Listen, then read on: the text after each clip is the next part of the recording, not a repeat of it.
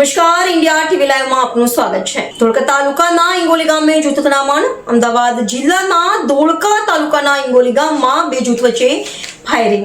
એક જ કોમના બે જૂથ વચ્ચે ક્રિકેટ રમવા બાબતે ફાયરિંગ થતા વિસ્તારમાં તણાવનો માહોલ સર્જાયો હતો।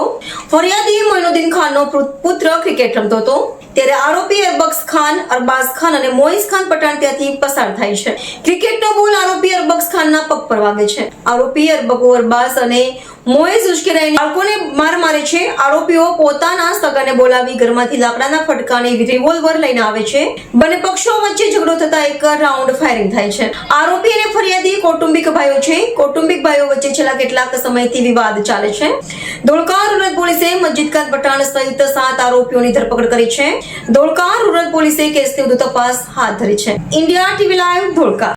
ધોળકા રૂરલ પોલીસ સ્ટેશન વિસ્તારના ઇંગોલી ગામ ખાતે ગઈકાલ રાત્રે આશરે સાંજે 6 વાગ્યા દરમિયાન ફરિયાદી મોઇનુદ્દીન ખાનના પુત્ર અરબાઝ ખાન અને તેમના સાથેના બાળકો ક્રિકેટ રમી રહ્યા હતા। તે દરમિયાન આરોપી અરબાઝ ખાન અને મોઇઝ ખાન પઠાણ ત્યાંથી નીકળે છે અને જે ક્રિકેટ બાળકો રમી રહ્યા હતા તે દરમિયાનનો દડો જે આરોપી છે એ અરબક્ષ ખાનના પગ ઉપર વાગે છે। તે દરમિયાન આરોપી અરબાઝ ખાન અને મોઇઝ ખાન છે ઉશ્કેરાય અને જે બાળક છે અલ્ફાઝ ખાન તેમની સાથે મારામારી કરવા લાગે છે અને તેમના હાથમાંથી બેટ લઈ અને ઝપાઝપી કરી અને બાળકને મારવા લાગે છે।